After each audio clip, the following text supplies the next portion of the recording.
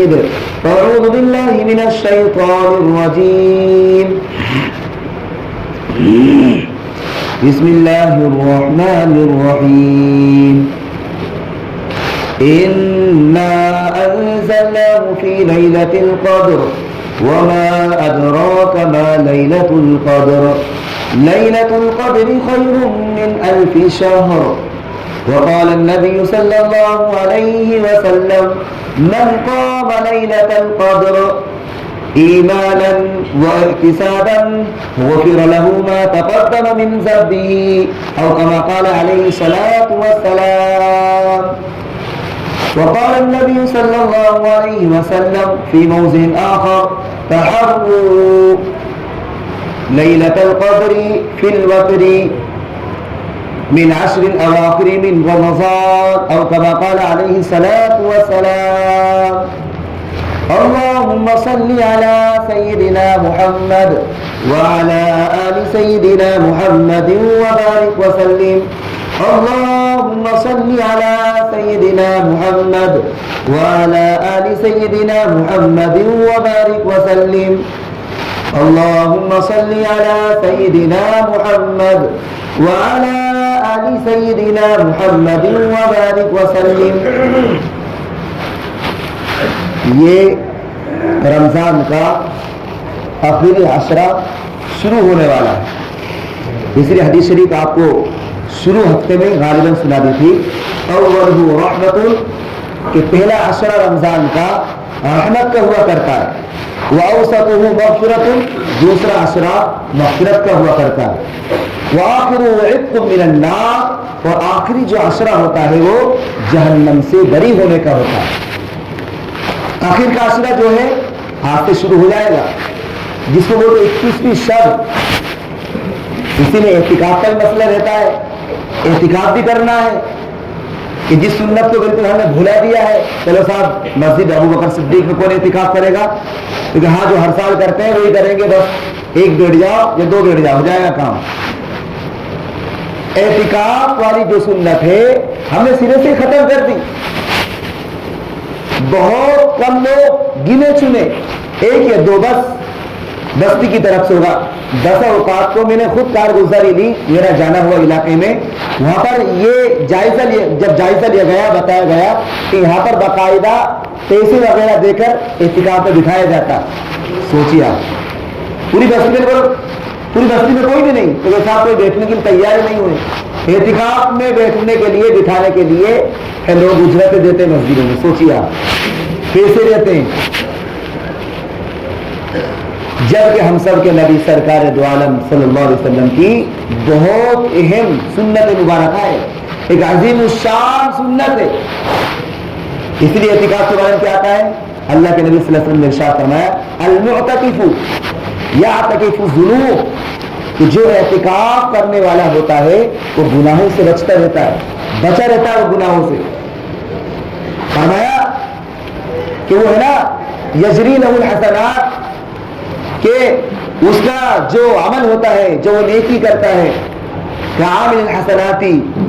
فرمایا کہ جو انسان جو مسجد سے باہر ہوا کرتے ہیں یا مسجد میں رہتے ہیں، جو نیک اعمال کرتے ہیں، ان نیک اعمال کرنے والوں کی طرح اس کو بھی نیک عمل کا ثواب ملتا رہتا ہے. یہ نماز جنازے میں شرکت نہیں کر رہا ہے لیکن یہ اعتکاف کر رہا ہے، اس کا بھی ثواب اللہ رب العزت عطا فرماتے ہیں. ہم بیمار کی عادت کرنے کے لیے جا رہے ہیں، لیکن مسجد میں بیٹھا ہوا ہے، اس کو اللہ رب العزت ثواب عطا فرمائیں. تو کیا فرمایا؟ سب سے بڑا فائدہ تو یہ ہے کہ یہ اعتکاف کرنے والا گناہوں سے بچ جاتا ہے، گناہوں سے محفوظ رہتا ہے. اعتکاف کرنے والا سونا، اس کا یہ سمجھو ثواب سے خالی نہیں ہے. سونا پھر بھی وہ ہے نا، ثواب اس کے کھاتے میں لکھا رہا ہے، اس کو ثواب مل رہا ہے. سونے والا بھی اعتکاف میں ہے تو فرمایا وہ بھی ثواب سے خالی نہیں ہے. تو پہلا فائدہ کیا بتا ہے حدیث شریف میں؟ تو گناہوں سے محفوظ رہتا ہے، گناہوں سے محفوظ رہتا ہے. دوسرا فائدہ یہ بتایا گیا کہ جس طریقے سے لوگ نیک اعمال کرتے ہیں، نیک عمل کرنے والوں کی طرح اس کو بھی اللہ رب العزت ثواب عطا فرماتے ہیں. سوچیے آپ، کتنی فضیلت ہے. اس لیے حدیث شریف میں بڑے فضائل آئے میرے عزیزو. میرے اعتکاف کو سمجھ رہے ہیں ہم اعتکاف کہتے کس کو؟ اعتکاف کا مطلب کیا ہے؟ اعتکاف کہتے ہیں مسجد میں اعتکاف کی نیت کر کے ٹھہرنے کو اعتکاف کہتے ہیں، کہ جس مسجد میں 5 وقت کی نماز ادا ہوتی ہے وہاں پہ اعتکاف کر لیں۔ مستورات جو ہمارے گھروں میں اعتکاف کریں گی اور جو مرد حضرات و مسجدوں میں اعتکاف کریں، یہ اعتکاف ہے، لیکن نیت ضروری ہے اس میں۔ اب اس میں یہ بھی آتا ہے کہ صاحب اس کی 3 قسمیں بتائی جاتی ہیں، علماء نے لکھا ہے کہ اعتکاف کی 3 قسمیں ہوا کرتی ہیں۔ پہلی قسم جو ہے وہ ہے واجب، ایک واجب اعتکاف ہوتا ہے۔ واجب اعتکاف کا مطلب کیا ہے؟ واجب اعتکاف کا مطلب یہ ہے کہ جیسے مثلا کوئی نظر مانے کہ میں فلاں دن کا یا فلاں جتنے 3 دن ہے 10 دن ہے اعتکاف کروں گا، اگر میرا فلاں کام ہو گیا، اگر میرا وہ کام ہو گیا تو میں اتنے دن کا اعتکاف کروں گا۔ آپ کو پہلے واجب نہیں تھا، لیکن آپ نے اپنے ذمے لے لیا، اس کو واجب کر لیا۔ اب آپ کے لیے واجب اور ضروری ہے کہ اتنے دن کا اعتکاف کریں، ورنہ آپ گنہگار ہوں گے۔ تو یہ کیا ہے؟ اعتکاف واجب اعتکاف جس کو کہتے ہیں۔ آپ چاہے 1 مہینے کی نظر کر لیں یا 2 مہینے کی نظر کر لیں یا 3 دن کی نظر کریں کہ میں 3 دن کا اعتکاف کروں گا یا 5 مہینے کا اعتکاف کروں گا یا کیا بولتے ہیں یا آخر عشرے کا اعتکاف کروں گا، تو آپ کے اوپر یہ اعتکاف کرنا واجب اور ضروری ہے۔ دوسرا اعتکاف جو سنت ہے، جس سنت کے اوپر ہم سب کے نبی سرکار دو عالم صلی اللہ علیہ وسلم ہم کو عمل کر کے بتلا گئے کہ آخر عشرے میں اللہ کے نبی صلی اللہ علیہ وسلم بڑے اہتمام کے ساتھ اعتکاف کیا کرتے تھے۔ بڑے آخر کا جو عشرہ ہے، جس آج سے انشاءاللہ 21ویں شب ہے، آج آخر کے عشرے سے اللہ کے نبی سرکار دو عالم صلی اللہ علیہ وسلم اعتکاف فرمایا کرتے تھے۔ یہ بڑی عظیم الشان اللہ کے نبی صلی اللہ علیہ وسلم کی سنت مبارکہ ہے۔ اچھا، تیسری قسم جو آتی ہے اعتکاف، وہ نفل آتی ہے۔ نفل اعتکاف کا مطلب ہوتا ہے جتنا دل چاہے، بس ہم مسجد میں علماء نے لکھا ہے کہ اگر آپ فجر کی نماز کے لیے آئے یا جس طرح جمعہ پڑھنے کے لیے آئے، ہم اعتکاف کی نیت سے آئے تو جب تک ہم مسجد میں رہیں گے ہم کو اللہ رب العزت ثواب عطا فرماتے رہیں گے، اعتکاف کا ثواب ہم کو ملتا رہے گا۔ ہم چلے جائیں گے، اعتکاف ہمارا ختم ہو جائے گا۔ ہمارے بزرگوں کی زندگی میں یہ چیز بھی بہت مضبوطی کے ساتھ ملتی ہے۔ بس اوقات حضرت مولانا شیخ زکریا رحمۃ اللہ نے لکھا ہے کہ بس اوقات ہمارے بزرگوں کی زندگی میں یہ ہے کہ وہ جب آتے تھے مسجد میں تو بس اوقات وہ زور سے نیت کرتے تھے تاکہ لوگوں کو ترغیب ہو۔ ہم آتے ہیں لیکن ہم نیت ہی نہیں کرتے۔ بہت سارے اکثر طبقہ بہت کم لوگ ہوا کرتے جو نیت کر کے آتے۔ جتنی دیر ہم مسجد میں ٹھہریں گے اللہ رب العزت ہم کو ثواب عطا فرماتے ہیں۔ تو یہ کیا ہے؟ اعتکاف نفل والا اعتکاف۔ یہ 3 قسمیں اعتکاف کی۔ میرے عزیزوں، بزرگوں، نوجوان دوستوں، اعتکاف کے بڑے فائدے ہوا کرتے ہیں۔ انسان سمجھو شب قدر سے محروم نہیں ہوتا، جبکہ شب قدر کے بارے میں یہ کہا گیا کہ بزرگوں کی زندگی اس بات کی طرف ہم کو آمادہ کرتی ہے، اس بات کا سبب دیتی ہے۔ بزرگوں کی زندگی میں یہ تھا کہ جب سے بالغ ہوئے آخر تک ان کی کبھی بھی شب قدر فوت نہیں ہوئی۔ سوچیے آپ، شب قدر کبھی فوت نہیں ہوتی تھی، جاگتے تھے وہ۔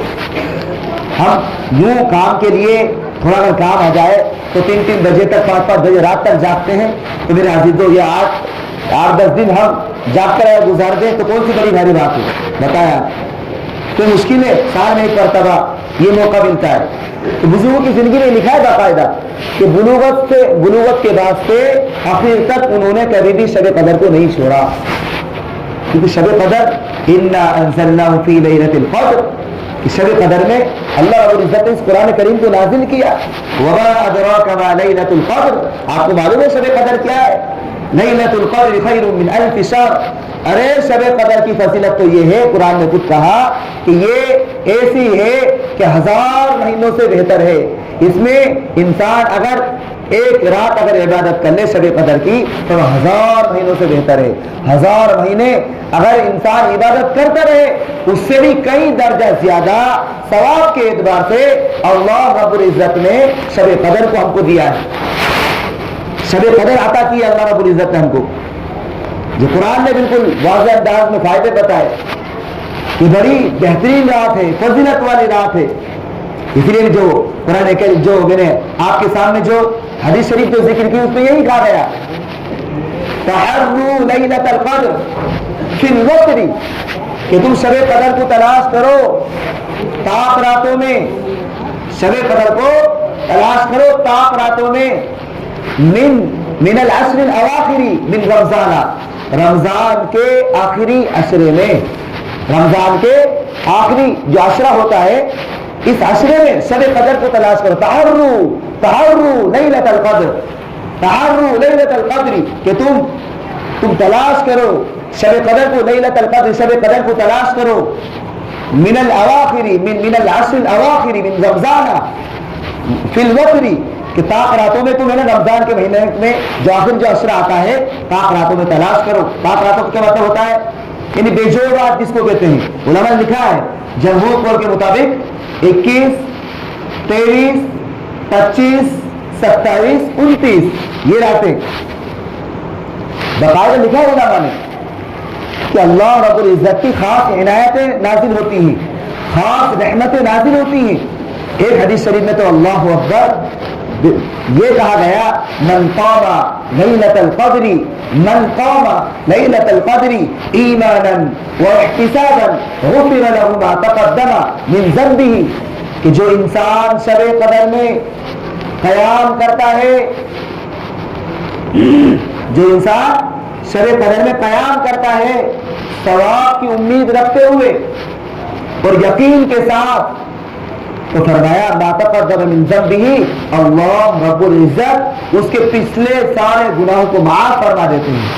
پچھلے سارے گناہ اس کے معاف ہو جاتے ہیں، سارے گناہ معاف ہو جاتے ہیں. ما تقدم من ذنبہ.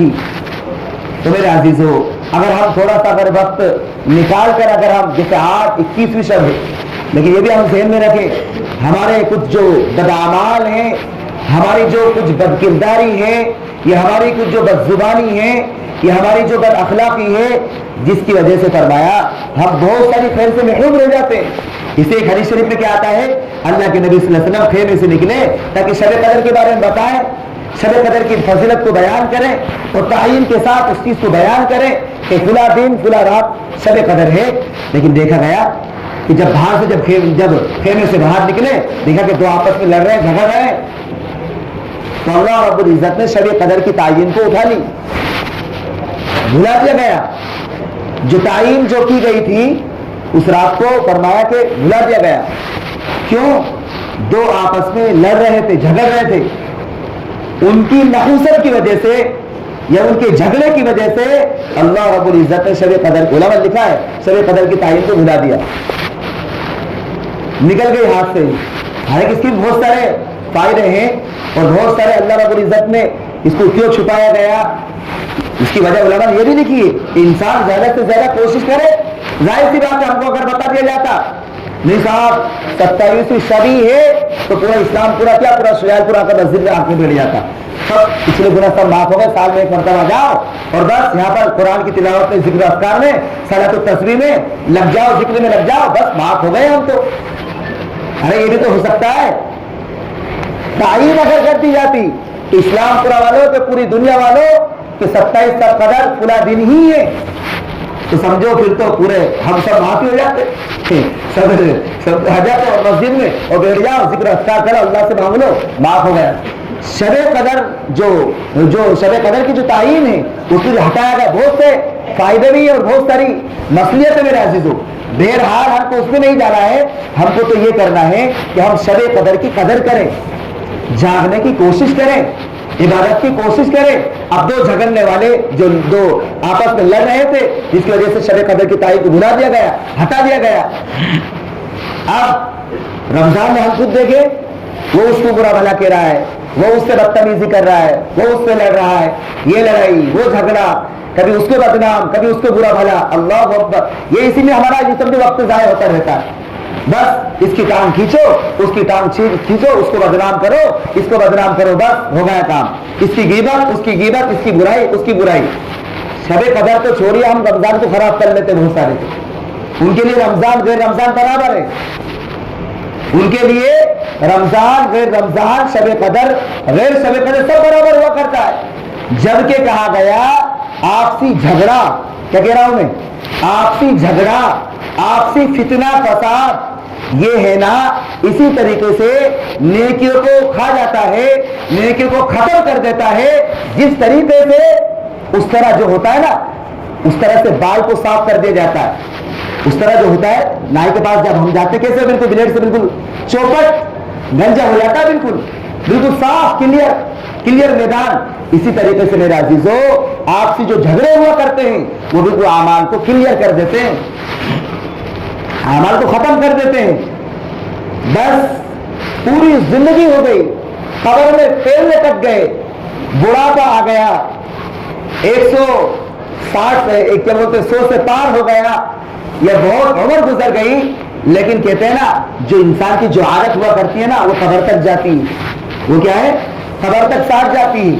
کچھ لوگوں کی جو عادتیں ہوا کرتی ہیں، کچھ لوگوں کی بد اخلاقی ہوا کرتی ہیں، ان کو لوگ مرنے کے بعد بھی، انتقال کر جانے کے بعد بھی لوگ برائی سے یاد کرتے ہیں. میرے عزیزو یہ یقین جاننا، آپ کو تعجب ہوگا، ایسی کارگزاریاں ہیں کہ جنہوں نے اپنی زندگی کو خراب کیا، لوگوں کی توہمیں تبدو میں لگ گئے، لوگوں کے عیوب تلاش کرنے میں لگ گئے.